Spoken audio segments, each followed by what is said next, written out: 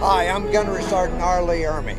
On November 11th, all over this nation, people celebrate Veterans Day with parades, barbecues, maybe even a sale down at the mall. Americans have been observing November 11th for nearly a century now, so long that some of us have actually lost sight of exactly who a veteran is and why we honor them. A veteran is a person who serves in the United States Army, or Navy, or Marines, Air Force, Coast Guard. Everybody having fun? We play at our shows for veterans. They're serving for our beliefs and our rights, and that's amazing stuff.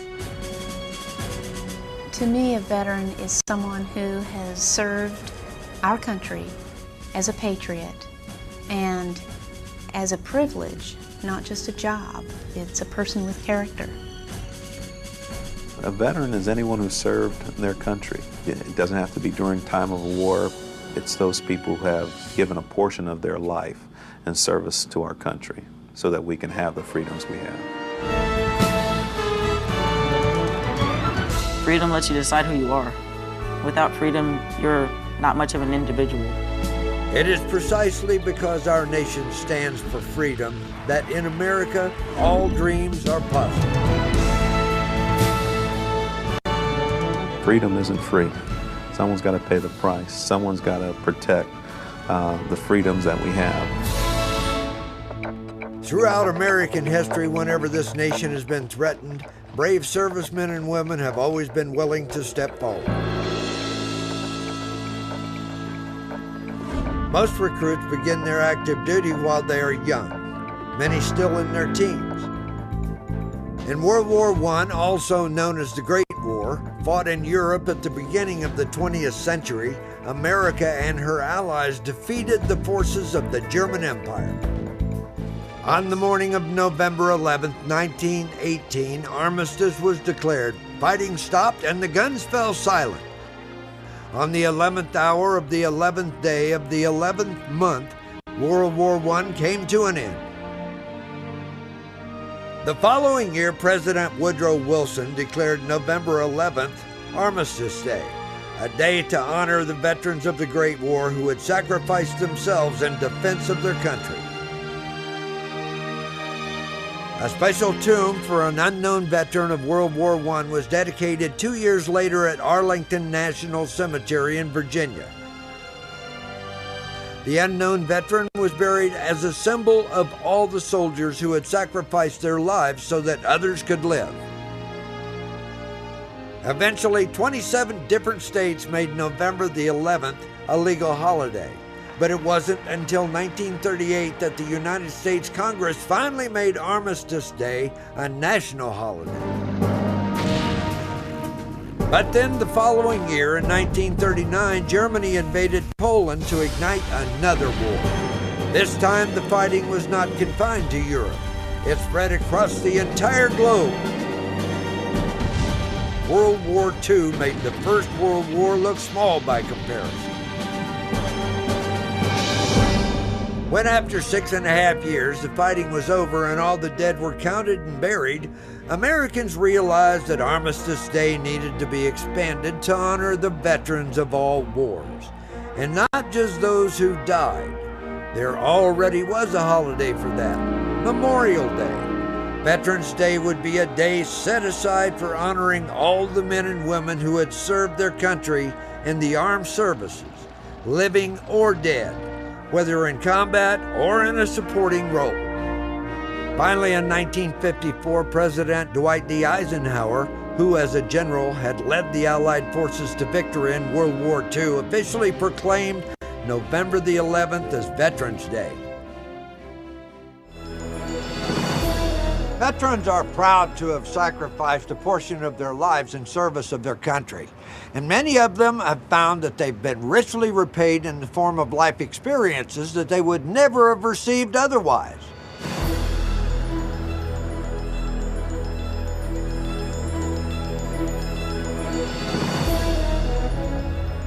Everybody thinks that when you serve in the military, all you do is carry a gun and run through the bushes with your M16.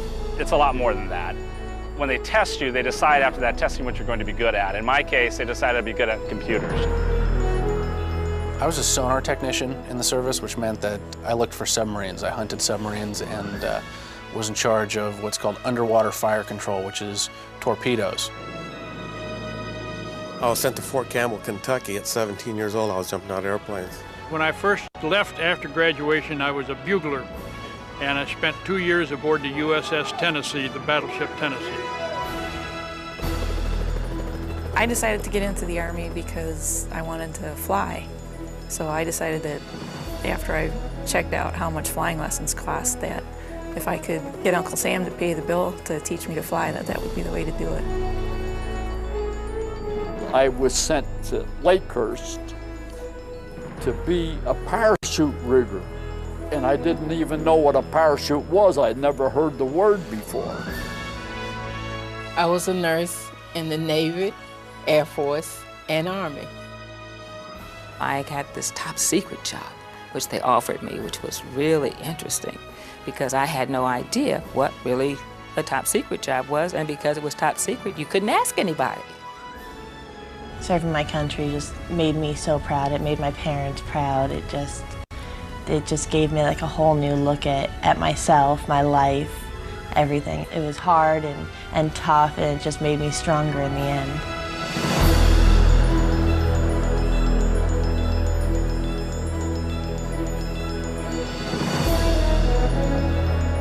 Serving your country is often a family tradition passed proudly from one generation to the next. When I was a little girl, my daddy talked to me about when he served in World War II and the Korean War. He didn't say a whole lot about the horrors of it. He had scrapbooks that I looked at, but the stories that he told me filled me with pride.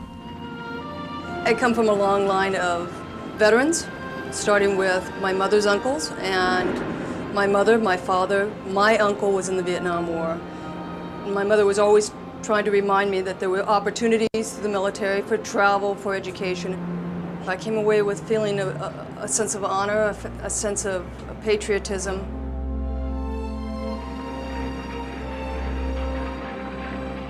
My father served during World War II. My wife was a Navy nurse during the Vietnam War.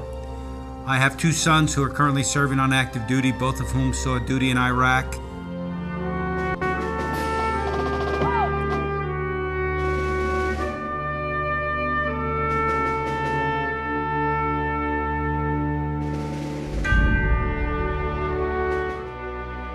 Each year at the 11th hour of the 11th day of the 11th month, we honor and show our appreciation for the millions of brave and selfless Americans, living and dead, who have stood for this country in war and peace. Our veterans. Well, November 11th is just one day, but that one day we should say thank you for a mile away life. Thank you for America. It is probably one of the things that I'm most proud of in my entire life, having the courage to go over there and fight for my country. I was one of the people that raised my hand and took the oath and said that if people have to go and people have to die, that I'll be one that's willing to do it. Veterans Day is just not a day off. It's not a holiday from school. It's remembering those who led the way to protect our country so that we have our rights and our freedoms. I didn't realize what I was fighting for at that age. I was too young. But now that I'm home, see what this country is made of, now I know. It's worth it. I'll do it again.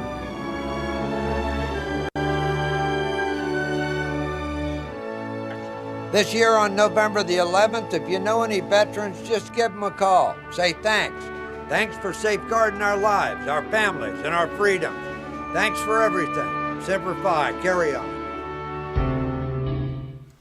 I'm Will here, and we're with Deputy Connor, our school resource officer, and he's also been in the military. What compelled you to go into the military? Well, both my father and my grandfather served in the Army, so I grew up as a kid hearing all their stories about service, and that made me, just since I was a kid, that's something I always knew I was going to do. What branch did you serve in? I was in the Army. And what job did you have? For 6 years I was a combat medic, that was assigned to a line company, so like an infantry company or a group of combat engineers. And then I spent 3 years as a mortarman after that. Where did you get to travel to? I've been to several different training sites throughout the United States, all over. I've been to Germany, Kuwait, and Iraq as well. What was the hardest thing about being in the military? I'd say being away from family and friends during deployment, it's definitely difficult to not be around those you love when you're gone and going through something tough like that. How did it affect you being in the military? It helped me grow up a lot. It taught me a lot of responsibility. As I rose in rank, I got more responsibility, more things I had to take care of, and that's carried over into my personal life and my career now as a sheriff's deputy, making sure I can get things done on time and as quick and effectively as possible. Would you go back to the military? It's a difficult question. It depends on a lot of different stuff. I made some really good friends that I'd love to see again and wouldn't want them to get into any kind of trouble without me there to back them up, but it'd be hard to weigh out. I don't know. How did it affect your family? It was difficult. We had to get used to me being gone a lot for training and different things, but it's just something that you learn to adjust to. That's just the way things are. They could call at any point and I would have to go. So it's just something you have to learn to deal with. It's difficult, but I think it makes your family stronger. I'm here with my former 3rd grade teacher, Miss Becky Welch, who teaches 3rd grade, and we're here to interview her. Okay, so what branch of service was your father in? He was in the Air Force. Okay, so what was the most exciting part about him being in the Air Force? Probably all the different places we got to experience. We lived from San Antonio, Texas, all the way to Washington, D.C. We lived in Oklahoma for a few times.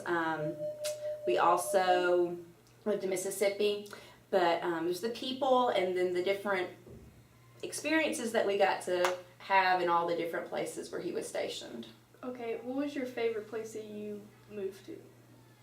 Well, we lived in San Antonio 3 different times. My dad was a pilot instructor, so he taught other guys how to fly. And I love San Antonio. But my most favorite was probably Washington, D.C., because I was y'all's age when we lived there. And so everything I was learning about in history, we had the coolest field trips because we would go there. And we would get to see and walk where they actually walked and stuff like that. Oh, well, we can't relate. We live in Chester County. Girl, I know. So, okay, how did it impact your family as far from moving? It was tough. There was a year where my dad was in Korea for a year and we couldn't go with him. So we stayed here in Henderson with my grandparents. In fact, I went to East Chester for kindergarten and we saw him 2 weeks out of that entire year. But we would write letters and he would send, back then we had cassette tapes, and he would talk to us and read us stories on the cassette tape, so at night when we would go to sleep, Dad could still tell us stories. The older I got, the harder it was to move, and I was not an easy child. When that happened, I let them know that I wasn't happy about moving and uprooting from all my friends, but I think it also made us close, because we knew that there were sometimes that all we had were each other. Okay, did you ever fear for your father's safety? Yes. My dad's last station, we were in Washington, D.C. He spent the last 4 years there. And it was when the Gulf War had started. So what we called like Desert Storm, it was when it started. And my dad's job at that point, he flew congressmen and senators, the vice president, First Lady Barbara Bush. He also flew generals, and some of his jobs, he couldn't tell us where he was going, and he would just leave, and we had no clue where in the world he was. A lot of times we could watch CNN and figure it out, but that was hard. He landed in the middle of an attack one night in Iraq, and of course we didn't know about it till he got home. But that was scary because I was y'all's age again, so I knew a little bit more about what was going on and the impact that it would have on our lives in case something did happen to him. Okay, how long did you have to move around for? We moved about every 3 years. I was in the first 15 years of my life, we were in the Air Force. And so I went to 6 different schools from kindergarten to 12th grade. Well, that's all.